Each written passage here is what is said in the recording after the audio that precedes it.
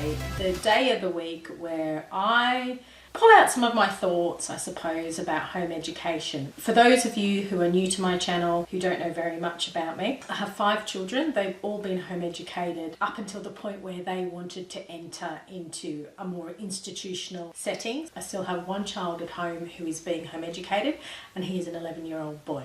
If you're new to my channel, you may not know that every year I also choose a word for the year. I know people have lots of different ways of doing goals and resolutions, but the way that I have narrowed down works the best for me over the years is to choose a word, and that word acts as a coat hanger really to my year. And so quite often I find myself having serendipitous finds of books, of quotes, of things that fuel me on and encourage me to act and behave and honour the word that I have chosen for the year. So this year I have chosen the word purpose or purposeful.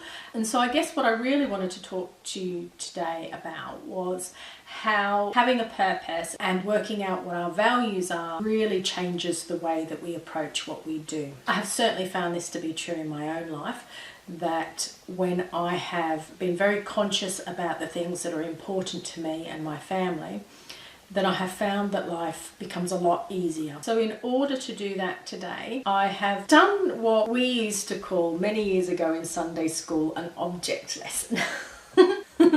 This is my object lesson for today. A Kilner jar full of stuff. So what I'm going to do now is show you exactly what this jar of goodies represents and how it could possibly have anything to do with your home education. So we'll see you in a minute. This vlog is going to require a little bit of imagination. The Kilner jar is my life, or better still, your life. The potatoes are the most important things in my life, and you can choose your own. So marriage and family, home education, and who I am. So the things that I most value in terms of character traits, in terms of faith, in terms of spirituality.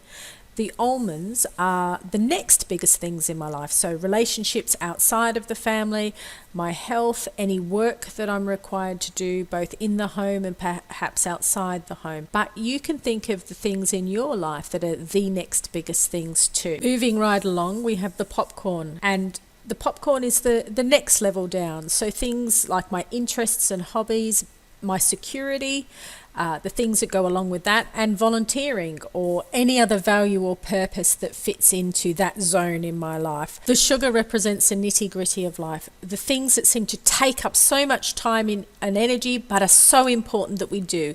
Going to the dentist, going to the doctors, paying bills. These are the things that are just there that we have to get done. And then, as we said earlier, the Kilner jar is our lives. Think of our lives as only having a certain capacity to take on so much. So what does this have to do with home education? Well, this visual example is all about our priorities and what we value and what we feel is the purpose of our lives. We all have day-to-day responsibilities, and there's no getting away from that. And there is no doubt that it takes up a lot of time each day dealing with these things. And sometimes we need to make some very real choices about how we spend our time. And a bit like this protective layer that I'm putting in between the sugar and the popcorn now, we sometimes have to set boundaries about how we use our time. Otherwise, things overflow and life can get a bit messy and chaotic. And when life gets like that, we sometimes can feel a little bit out of control. We can start to feel stressed and a little bit overwhelmed. And life can even start to be a bit joyless because those things that we value the most, they're not really fitting anymore. And so that causes friction because these are the values and this is the purpose that we most want to define our life by and give our energy to. It can be quite frustrating and crushing even. But what if we change it up a little bit?